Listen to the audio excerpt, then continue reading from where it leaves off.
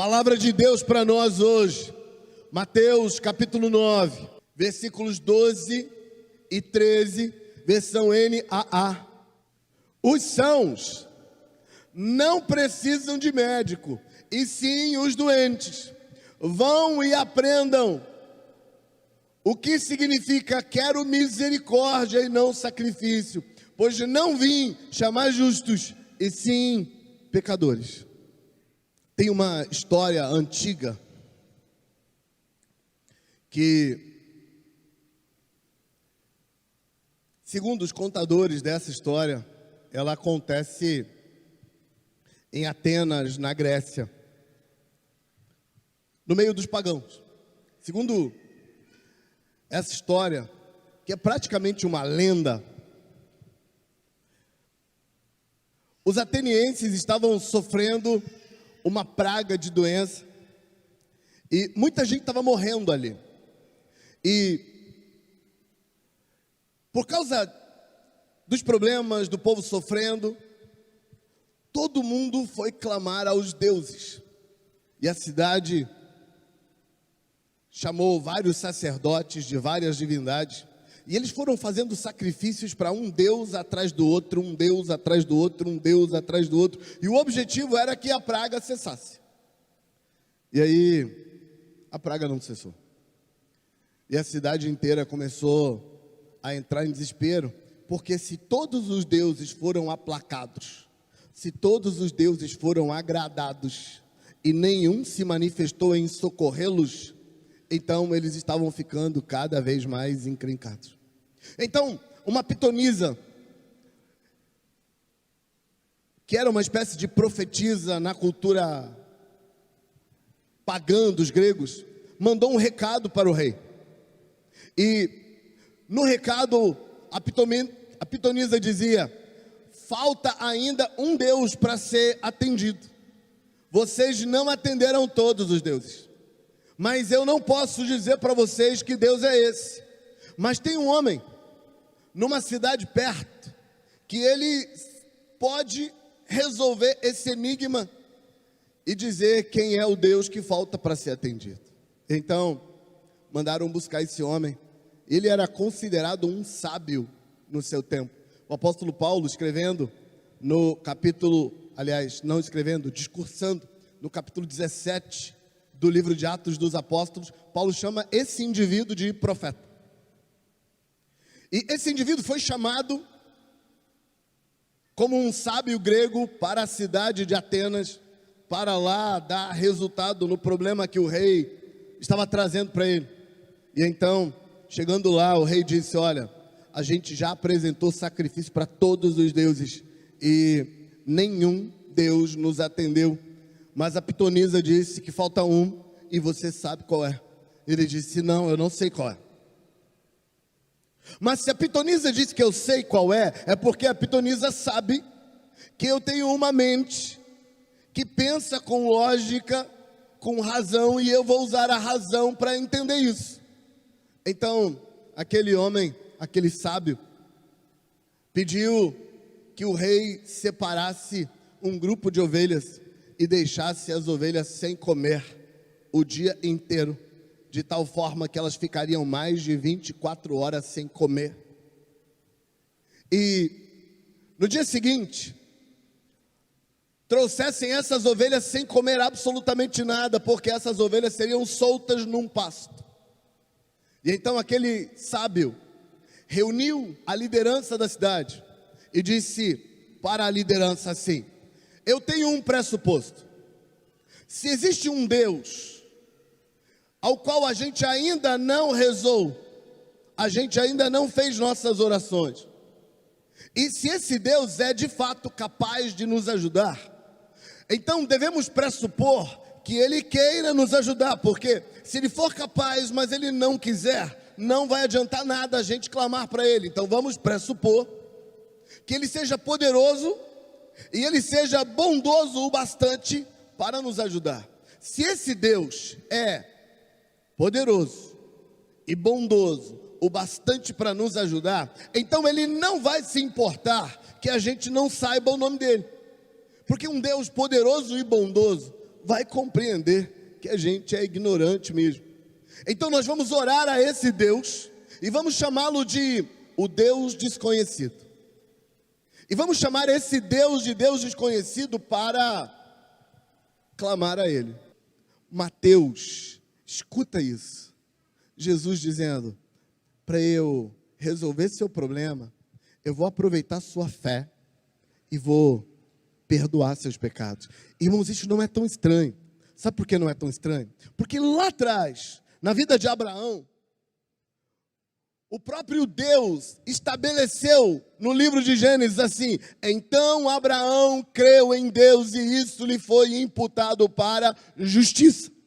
O que Jesus está fazendo é só pegando a mesma coisa lá de trás e está estabelecendo que quem confia em Deus com fé pode ter seus pecados perdoados por causa da fé dele em Deus. E esse paralítico está indo até Jesus por pura fé. A fé que esse paralítico tem quando ele chega até Jesus foi o suficiente para Jesus dizer, muito bem, a sua fé é grande. Então, seus pecados estão perdoados. Quando Jesus diz que o pecado do homem está perdoado, porque ele teve fé, Mateus arregala o olho de todo tamanho, porque aquilo muito interessava. O que estava matando Mateus era a culpa, era a frustração, era a decepção consigo mesmo. O sentimento de Mateus era, eu não sou digno, eu não mereço. Mas Jesus pega e olha para alguém e diz, você está perdoado. E aí Mateus, claro, chega mais perto para escutar direito aquela história. E ele percebe, porque foi ele que escreveu a história. Então, claro, ele percebeu que os fariseus ali ao redor estavam cochichando uns com os outros e dizendo uns aos outros assim, perdoar pecado aí já é demais. Não, pelo amor de Deus, o cara agora está perdoando pecado. Não basta toda a baboseira que ele andou falando agora, ele está perdoando pecado. Mas, enquanto eles cochichavam ali entre eles e Mateus estava de olho no cochicho, e o assunto era interessante para Mateus porque a culpa estava triturando ele, Jesus, sem escutar a conversa, gritou de lá, ei, você aí, o que é mais fácil? O que você acha mais fácil? Eu falar para esse paralítico aqui, seus pecados estão perdoados, ou você acha mais fácil dizer, levanta e anda? Porque o que for mais fácil vem você e faz. Você não pode fazer nenhum dos dois. Mas para provar que eu posso fazer o primeiro, eu vou fazer o segundo. Para provar que eu posso perdoar os pecados dele, levanta e anda, porque você está curado. Eu quero que você olhe isso com o olhar de Mateus. Imagina Mateus olhando a cena e vendo Jesus provando por A mais B que ele podia perdoar pecados. Porque agora o paralítico levanta, anda e sai por ali furando a multidão, pulando, dançando, saltitando, curado, com as pernas funcionando. Mas para Mateus o que importava não era que o paralítico andava agora. Para Mateus o que importava é que esse homem perdoa pecados. Então, perdoar pecados não é mais o que Mateus pensava. Porque Mateus pensava que os pecados eram alguma coisa que mudavam o caráter de Deus. Que quando uma pessoa pecava, Deus mudava de humor para com ela. Que quando uma pessoa pecava, Deus desistia dessa pessoa. E que perdoar os pecados seria convencer Deus a mudar de ideia da desistência dele, da raiva dele, da amargura dele para com aquela pessoa. Mas agora, Mateus está vendo Jesus considerar o pecado, a maldade, a culpa, o peso causado pelo pecado como uma doença que pode ser curado por alguém. E Mateus sai dali cheio de esperança. Ele não sabia o que fazer. Então, no dia seguinte, Mateus vai cobrar imposto de novo. Era o trabalho dele. E quando Mateus está lá, cobrando imposto, fazendo anotações, sabe quem foi visitar ele lá na coletoria? Jesus. E Jesus chega e passa da fila e chega até ele e diz, oi, Mateus. Ele nem sabia que Jesus sabia o nome dele. Mateus, você estava na última pregação, onde o paralítico foi curado, lembra? Lembro. E o que o senhor veio fazer aqui? Vim te chamar para ser meu discípulo. Mas eu vim te chamar para ser meu discípulo. O que Jesus estava fazendo com Mateus era a mesma coisa que ele fez com o paralítico, e a gente sabe que é, porque Mateus faz questão de colocar primeiro a história do paralítico e logo na sequência a história dele. Então Mateus está contando um testemunho próprio. Ele viu no homem que foi perdoado uma oportunidade de ele próprio ser. E aí, Mateus faz uma reunião para contar para todo mundo que agora ele ia deixar o trabalho dele com o Império Romano, porque agora ele ia ser discípulo de Jesus. Ele faz um banquete, e ele chama todos os seus amigos. E sabe quem eram os amigos de Mateus? Outros cobradores de impostos. Outros judeus que também tinham sido cooptados pelo Império Romano para trabalhar para o Império Romano.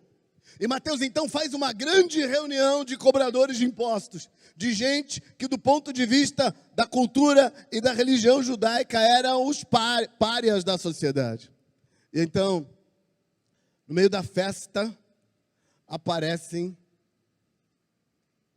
os fariseus e veem Jesus lá, apoiando o discurso, o testemunho de Mateus.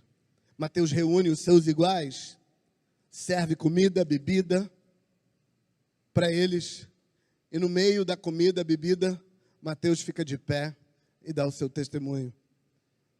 E Mateus conta para os seus amigos que a vida dele mudou, porque ele foi num sermão de Jesus e viu Jesus curar um paralítico e perdoar os pecados, e que no dia seguinte Jesus foi até ele, lá na coletoria, e o convidou para ser discípulo. Enquanto Mateus dá o seu testemunho, na beira da janela, vendo o que se passa lá dentro, os fariseus reclamavam: quem é esse que come com pecadores?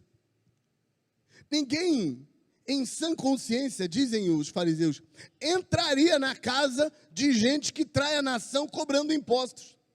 Quanto mais entrar na casa, fazer uma reunião com eles, dar uma festa e comer junto.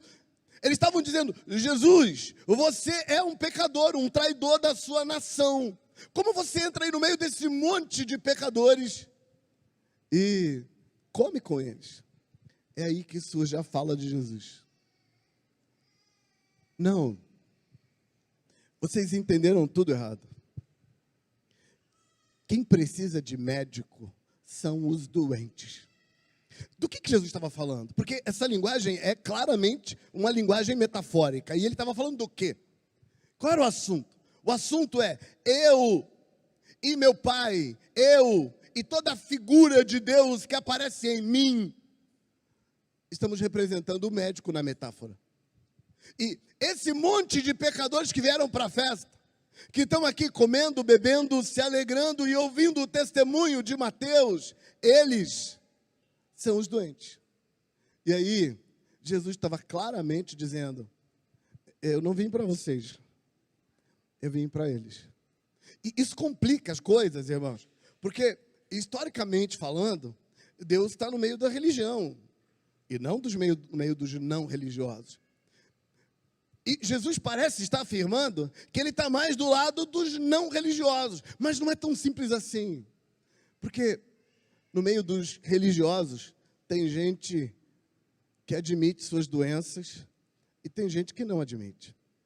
No meio dos não religiosos tem gente que admite suas doenças e tem gente que não admite. Então a questão não é ser religioso ou não. A questão é aceitar dois fatos simples. Número 1. Eu tenho a demanda e Deus tem a solução.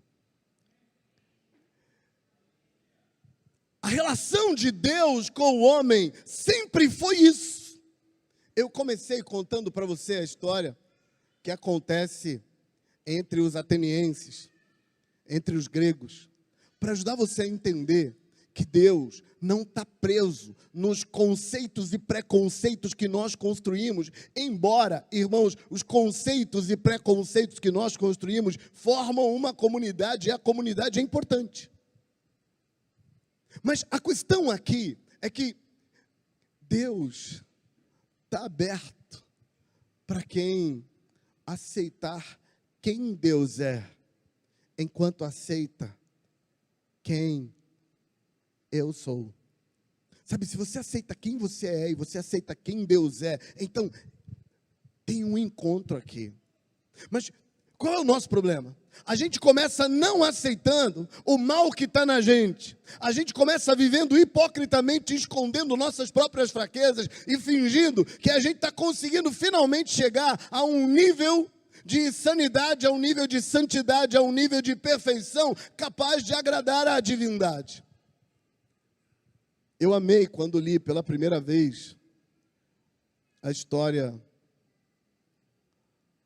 do Deus desconhecido, num livro antigo, um livro deve ter chegado no Brasil lá pela década de 70, ou deve ter aparecido no meio do povo lá pela década de 70, porque quando eu li ele já era velho, já era antigo quando eu li.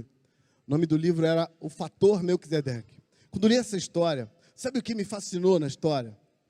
O que me fascinou na história era que um homem pagão, sábio, mas pagão, conseguiu definir Deus tão bem. Ele é grande o bastante para nos socorrer. E Ele é misericordioso e bom o suficiente para querer nos socorrer. Então, buscar esse Deus implica em compreender que Ele é muito maior do que eu, enquanto que eu sou muito menor do que Ele. Quando eu me aceito como alguém carente da misericórdia, e quando eu aceito Deus como capaz de me dar essa misericórdia, e como desejoso de me dar essa misericórdia, então o encontro acontece.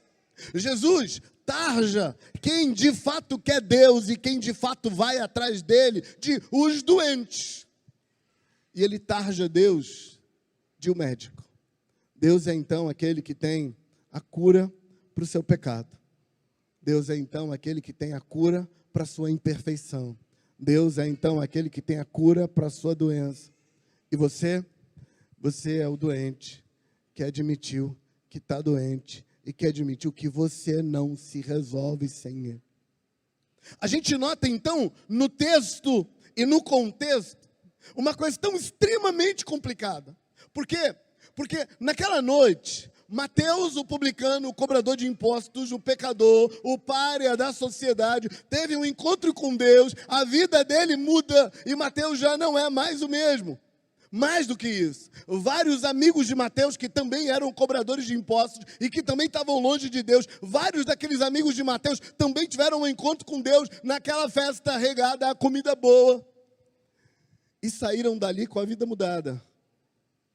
E um grupo de fariseus, estudantes da Torá, intercessores, oradores, frequentadores do templo e da sinagoga, que, entre aspas, eram exatamente os representantes de Deus, eles voltaram para casa naquele dia, sem Deus, sem vida, sem unção, sem graça, sem intervenção divina, porque eles não conseguiram cair na real que os doentes eram eles, e que eles não eram piores, irmãos, não é assim que se lê. Eles não eram piores que os cobradores de impostos que estavam lá dentro da festa. Eu penso que deve ter rolado uma invejazinha também, porque a comida era boa lá dentro, enquanto eles estavam do lado de fora. Eles estavam do lado de fora, olhando para a festa bonita de gente pária, do outro lado da parede. Eles não eram piores do que aquele povo que estava lá. Porque às vezes a gente pensa assim, não, eles eram piores, não, eles não eram. Mas eles também não eram melhores. Eles eram iguais. Eles eram iguais.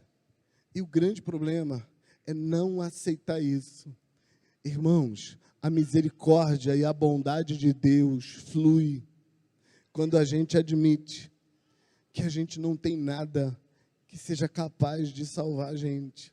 e que a gente precisa de um Deus que seja grande o suficiente e bom o suficiente para me socorrer nas minhas mazelas, nas minhas desgraças. Isso vale para os atenienses pagãos, isso vale para o povo de Israel, crente, sincero, que leva Deus a sério. Deus é sempre esse Deus que vai atrás do coração compungido e contrito e quebrantado. Deus é sempre aquele que resiste ferrenhamente ao coração soberbo e cheio de si. Então, quem é que precisa do médico? Os doentes. Mas qual é o problema? Nós, irmãos, estamos sempre tentando provar que nós não estamos tão doentes assim. Ou é porque a gente já está na igreja há bastante tempo, ou é porque a gente é inteligente o bastante para compreender os conceitos, ou seja lá por que razão, nosso coração está frequentemente tentando provar que a gente é bom pelo menos um pouquinho. E é isso que rouba da gente a graça de Deus. Aliás, uma fala do apóstolo Paulo, que ele se apressou em corrigir, foi: onde abundou o pecado, superabundou a graça. E por que Paulo se apressou em corrigir? Porque logo na sequência Paulo diz: então a gente vai pecar para que a graça superabunde? E Paulo diz: de modo nenhum. O que Paulo está dizendo é que quando a gente está consciente de que a nossa religião, o nosso crescimento, a nossa inteligência, o nosso aprendizado, a nossa melhora, e sim, irmãos, muitos de nós nos tornamos de fato uma versão muito melhor da gente mesmo. Muitos de nós comparamos a gente hoje com a gente há 10 anos atrás. Nós somos muito melhores. A gente cresceu muito. A gente avançou. A gente se tornou, de fato, uma versão melhor da gente mesmo. Mas isso não nos coloca numa posição melhor do que qualquer pecador condenado ao inferno hoje. E por que não nos coloca em posição melhor? Porque do mesmo jeito que eles precisam que Deus seja gracioso, bondoso, misericordioso com eles, nós também precisamos. Deixa eu te contar uma coisa. Deus não te cura porque você é bom o bastante. Deus não te socorre porque você é inteligente. Deus não te ajuda porque você fez isso ou deixou de fazer aquilo. Aliás, irmãos, deixa eu te contar. Todos os favores que você acha que fez para Deus são favores que você fez para você mesmo. Pastor, eu acho que Deus me deve, porque esse ano eu li a Bíblia toda. E Deus ganhou o que com isso? Ficou mais rico de que forma? Deus não ganhou nada porque você leu a Bíblia toda. Mas agora eu estou jejuando, pastor. Deus também não ganhou nada porque você jejuou. Quem ganha com o seu jejum é você. Quem ganha com a sua leitura bíblica é você. Tudo que você acha que está fazendo para Deus é por você que você está fazendo. Então, o que move Deus em sua direção? Ele mesmo. Porque Deus amou ao mundo de tal maneira que deu o seu Filho unigênito para que todo aquele que nele crê não pereça, mas tenha vida eterna. O que move Deus na sua direção não é algo que você fez para conquistá-lo. O que move Deus na sua direção é algo que está nele. Aliás, irmãos, a nossa perspectiva de amor precisa ir mais na direção de Deus e menos na direção dos filósofos gregos. A nossa perspectiva de amor é sempre uma perspectiva de amor egoísta, onde eu tenho certeza que o fato do outro me amar é porque eu fiz algo para ele me amar. E esse é um amor extremamente inseguro, porque se eu acredito que o outro me ama porque eu o conquistei, porque eu fiz algo por ele, agora ele vai me amar por isso, eu tenho certeza que o mantenedor do amor do outro por mim sou eu. Então dá um medo, porque se eu falhar na minha capacidade de manter o amor dele por mim, eu não vou ter mais o amor dele. Eu preciso tanto do amor dele. E aí o medo de ser rejeitado domina o coração, porque eu não confio no outro. Eu não acredito que o outro é bom o bastante para me amar, apesar de mim. Mas sabe como Deus declara amor? Deus declara amor assim: Deus amou ao mundo de tal maneira que deu. Não é Deus amou ao mundo de tal maneira que pediu, não, Ele deu. Porque o amor de verdade ele está sustentado em quem ama e não em quem é amado. Mas na nossa perspectiva, o amor de verdade, ele está sustentado em quem é amado. Você me ama, então eu sei que você me ama porque eu fiz isso, porque eu fiz aquilo, porque eu sou isso, porque eu sou aquilo, porque eu tenho isso, porque eu tenho aquilo, e por isso você me ama. E aí, não é um amor de verdade, porque sou eu que estou sustentando o amor que você sente. E eu não te dou o direito de olhar para mim e me amar se quiser. Com a relação com Deus é a mesma coisa. Sabe, quando você se aproxima de Deus, você precisa crer, como disse o apóstolo aos Hebreus, crer que Ele existe, mas crer que Ele é galardoador daqueles que o buscam. Deus é assim, está na natureza dele ser amor. Deus não te ama porque você é bom, Deus te ama porque Deus é bom. E essa é a ideia que Jesus fala nas palavras de Mateus. Não são os sãos que precisam do médico, são os doentes. É quando você admite seu vazio, sua carência, sua necessidade, é que você está pronto para uma experiência com Deus. Não é quando você descobre sua grandeza, sua nobreza, sua especialidade, sua inteligência, sua capacidade. Não é nessa hora que você está pronto para o encontro com Deus. Você está pronto para o encontro com Deus quando você percebe que tem um vazio em você. E esse vazio é do tamanho de Deus, e Deus é capaz de preencher seu vazio. Pastor, já aceitei Jesus, já me converti, então essa palavra não é para mim. Claro que é. Claro que é. Você já aceitou Jesus, mas ainda tem muitos vazios na sua vida precisando ser preenchido por Deus. Não, pastor, hoje não estou precisando dessas coisas, não. Eu estou precisando que Deus faça um milagre na minha vida financeira. Pronto, achei um vazio na sua vida que precisa ser preenchido por Deus. Não, pastor, não estou precisando de experiências espirituais, não. Eu estou com um filho doente lá em casa, eu preciso de cura. Pronto, achamos um vazio na sua vida que precisa ser preenchido por Deus.